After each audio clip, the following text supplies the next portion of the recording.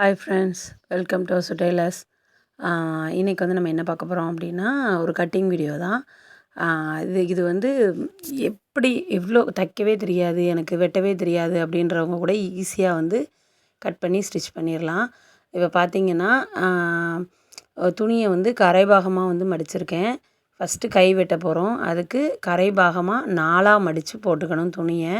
First 4 கரைபாகம் 4மே ஒன்று போல் இருக்கா அப்படின்றத வந்து நம்ம பார்த்துட்டு அளவு வச்சுக்கிட்டு கரெக்டாக ஈவனாக மடித்து மட்டும் விட்டுட்டு ஒரு கீழேருந்து ஒரு 1.5 இன்ச்சு மேக்ஸிமம் 1 இன்ச்சு 1.5 இன்ச் வாக்கில் மடித்து தையல் போடுற மாதிரி ஒரு அளவு போட்டுட்டு ஒரு மார்க்கிங்கை போட்டுட்டு இதுக்கு அப்புறமேட்டு நம்ம எதுக்காகவும் வந்து இன்ச் டேப் வந்து எடுக்க தேவையே இல்லை. ரொம்ப ஈஸியாக கடகடான்னு சட்டையை வச்சே போட்டுடலாம். பார்த்திங்கன்னா தெரியும், அந்த கோட்டு மேலே கீழே கை தைச்சிருக்கிறத அப்படியே பிடிச்சி அதில் ஒரு தையலை போட்டுட்டு அந்த கை எந்த இடத்துல ஜாயிண்ட் ஆகுதோ அந்த இடத்துலையும் ஒரு தையல். நான் வந்து 2 வாட்டிலாம் தையலுக்குன்னு ஒரு வாட்டி அளவுக்குன்னு ஒரு வாட்டின்னு மார்க் பண்ண மாட்டேன். இந்த மாதிரி தான் மார்க் பண்ணிக்குவேன். இது வந்து பார்த்திங்கன்னா ரொம்ப சிம்பிளான மெத்தடு, டக்குன்னு முடிஞ்சிடும். இப்போ நீங்கள் கை வந்து 2ஆ இது பண்ணும்போது ஜாயின் பண்ணும்போது எக்ஸ்ட்ராவாக கிளாத் விடலையே அப்படிலாம் யோசிக்கவே தேவை இருக்காது. இப்போ பார்த்தீங்கன்னா உங்களுக்கு தெரியும், இது வந்து உங்களுக்கு தெரிகிறதுக்காக வேண்டி நான் வந்து எக்ஸ்ட்ராவாக ஒரு தையலை போட்டிருக்கேன். அதாவது தையலுக்குள்ளே அளவு போட்டிருக்கேன். இல்லாட்டி நான் அப்படியே போட்டுருவேன். அதே மாதிரி கை வெட்டுறதுக்கும் வந்து என்ன பண்ணியிருக்கேன் அப்படின்னா, பின்பாகத்தில் உள்ள துணியில் அந்த கை எந்த இடத்துல வருதோ அந்த இடத்துல சின்னதாக ஒரு புள்ளியை வச்சுட்டு அதுக்கப்புறம் ஒரு மார்க்கிங்கை போட்டு அதை அப்படியே ஜாயின் பண்ணியிருக்கேன். இது மாதிரி வெட்டினீங்கன்னா கையில் எந்த விதமான மாறுதல்களுமே உங்களுக்கு வராது. ரொம்ப ஈஸியாக இருக்கும். டக்கு டக்குன்னு வேலை முடிஞ்ச மாதிரி இருக்கும். அதே மாதிரி உள்வெட்டு வெட்டுறதும் பார்த்திங்கன்னா, நான் எப்போவுமே தைக்கும்போது தான் வெட்டுவேன். அதுக்கு நம்ம ரெடி அளவில் இருந்து 1 இன்ச் மார்க் பண்ணி வச்சுக்கிட்டு அதில் இருந்து சென்டராக மார்க் பண்ணிவிட்டு ஒரு 1/2 இன்ச் மட்டும் உள்ளெடுத்து குடஞ்சி வெட்டினீங்க அப்படின்னா உள்வெட்டு கரெக்டாக இருக்கும். உள்வெட்டு வந்து எல்லாருக்குமே வெட்ட வேண்டியது வருமா அப்படின்னு கேட்டால் கிடையாது. குறிப்பிட்டு சிலவங்களுக்கு தான் வெட்ட வேண்டியது மாதிரி இருக்கும். ரொம்ப குண்டாக இருக்கிறாங்க அப்படின்னா தான் வந்து உள்வெட்டு வந்து வரும். மத்தபடி எல்லாருக்கும் வந்து உள்வெட்டு வந்து வருமானா கிடையாது. வெட்டணுன்ற அவசியம் உண்டானாலும் அதுவுமே கிடையாது தான். இது வந்து இப்படி வெட்டினோம் அப்படின்னா கை வந்து சிம்பிளாக நீட்டாக முடிஞ்சிடும். இது வந்து பேக் பார்ட் நம்ம இப்போ வெட்ட போகிறோம். அதுக்கு கரைபாகமாக துணியை 2ஆக மடிச்சிருக்கேன். மடிப்பு பாகம் வந்து நம்மளை பார்த்து வச்சுக்கணும். வச்சுட்டு அதே மாதிரி தான் சட்டையை 4ஆக மடித்து அந்த கரைபாகத்தில் அப்படியே மேலேருந்து நம்ம ஒரு 1.5 இன்ச் அளவுக்கு மார்க் பண்ணிவிட்டு கைக்கு போட்டோம் இல்லையா, அதே மாதிரி ஒரு கோடு போட்டு அதிலேருந்து நம்ம கரெக்டாக ரெடி அளவு வைக்க ஆரம்பித்தோம் அப்படின்னா கரெக்டாக இருக்கும் ப்ளவுஸ்க்கு. பேக் நெக் வந்து அதில் இருக்கிற அளவை அப்படியே நான் வந்து குறிச்சிக்கிறேன். எந்த விதமான மாறுதல்களும் வந்து வைக்கலை. அப்படியே குறிச்சிட்டு தையலுக்கு மட்டும் நான் வந்து எக்ஸஸாக விட்டுக்கிறேன். நான் அளந்தும் காட்டிக்கிறேன், பார்த்துக்கோங்க. உங்களுக்கு எந்த அளவுக்கு கரெக்டாக வருது அப்படின்றது வந்து தெரியும். ரொம்ப ஈஸி. ஆம்கோல்லேருந்து எதுவுமே நம்ம வந்து எக்ஸஸ் அளவு வந்து எடுக்க தேவையே கிடையாது. கடகடான்னு வேலை முடிஞ்சிடும். இப்போ பார்த்தீங்க அப்படின்னா ரொம்ப பின்னாடி வந்து எப்படி வளைவு போடணும் அந்த மாதிரிலாம் யோசிக்கிறவங்களுக்கு இது இன்னொரு சின்ன டிப்ஸு. இது பார்த்திங்கன்னா நம்ம ப்ளவுஸை நான் வந்து இது சும்மா ரஃப்பாக உங்களுக்கு போட்டிருக்கேன். நான் இப்படி போடுவேன். உங்களுக்கு தெரியலைன்றவங்களுக்கு நான் திரும்ப சொல்கிறேன்.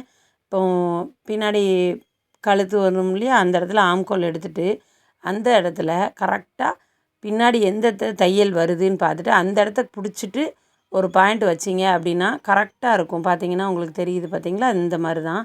இது வந்து ரொம்ப ஈஸியான மெத்தட். இப்படி வெட்டும்போது கை வந்து மேலே ஏறுறது அந்த மாதிரி எந்த விதமான இதுவும் வராது. பின்னாடி லூஸ் வர்றது எதுவுமே வராது. ரொம்ப ஈஸி.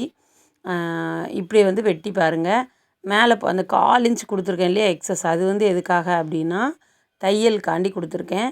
நான் இதில் ரெடி அளவு மட்டும்தான் மார்க் பண்ணியிருந்தேன். அதனால் நான் தையலுக்கு எக்ஸ்ட்ராவாக கொடுத்துருக்கேன். இப்போ பேக் பார்ட் வெட்டி முடித்தாச்சு. இப்போ பேக்கை வெட்டி முடிச்சுட்டு ஃப்ரண்ட்டு இப்படியே பேக் எடுத்து ஃப்ரண்ட்டில் போட்டு கட் பண்ணிடலாம். இப்போ பார்த்திங்கன்னா தெரியும், இது நான் வெட்டுறது நேர் கட்டிங் ப்ளவுஸு.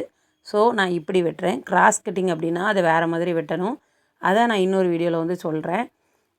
பேக் பார்ட்டை போட்டு அப்படியே தையலுக்கு உண்டான அளவுகள், அதாவது நம்ம மார்க் பண்ணியிருப்போம்ல, இதை கட் பண்ணியிருக்கிற அதே அளவுகளில் மார்க் பண்ணிவிட்டு பேக் பார்ட்டை விட ஃப்ரண்ட் பார்ட் எப்போவுமே சைடில் ஒரு 1/2 இன்ச் இருந்து ஒரு 3/4 இன்ச் வரைக்கும் எக்ஸஸாக வர மாதிரி மார்க் பண்ணிக்கோங்க.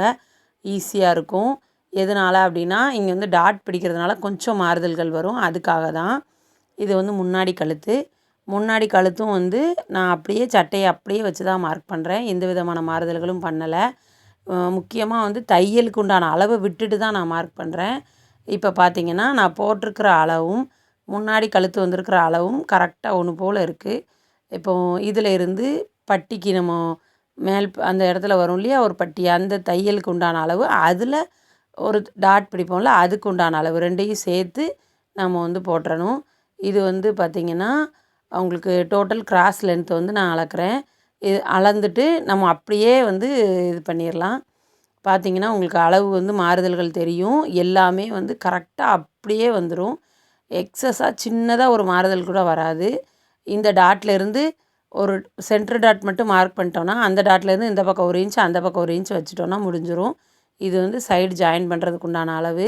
இப்படியே விட்டு 3ஐயும் நம்ம வந்து ஜாயின் பண்ணால் மட்டும் நமக்கு அளவு கரெக்டாக வந்துடும். பார்த்திங்கன்னா தெரியும் எவ்வளோ தெளிவான அளவு இருக்குதுன்னு, ரொம்ப ஈஸி. இப்போ இதை வச்சுட்டே நம்ம வந்து சைடு டாட் மார்க் பண்ணிடலாம், சென்டர் டாட் மார்க் பண்ணிடலாம். இந்த 2 துணியும் மடிச்சிட்டோம் அப்படின்னா கரெக்டாக சென்டராக வர்றது சென்டர் டாட் மார்க் பண்ணிடுவோம், அது கரெக்டாக வந்துடும் உங்களுக்கு. அதுக்கப்புறம் இந்த சென்டர் டாட் வந்து எந்த அளவில் வரணும் அப்படின்றது வந்து சிலருக்கு வந்து ஒரு சின்ன குழப்பம் இருக்குது.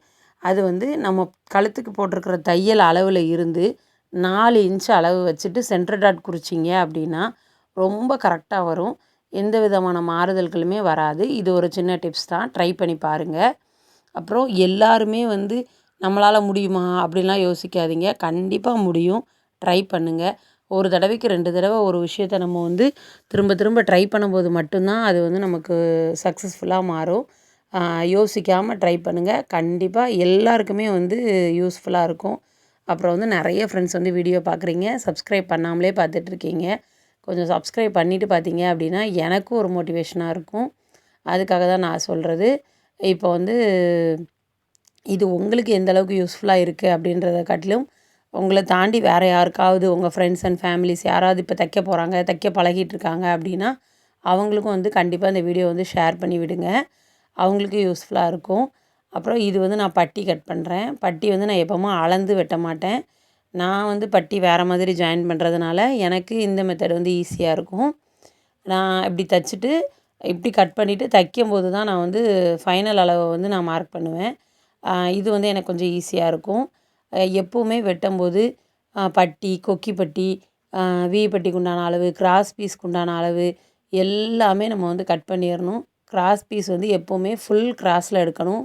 ஃபுல் கிராஸ்னால் நம்ம வந்து துணியை இழுத்து பார்த்தோம் அப்படின்னா கிராஸாக இருக்கும், அதுதான் நேர் கட்டிங். நேர் கிராஸ்னால் அது வந்து நேராக வெட்டுறது வந்து நமக்கு அந்த பீஸ் வந்து நேராக வந்து இழுபடாது, இது வந்து இழுபடும், அவ்வளோதான்.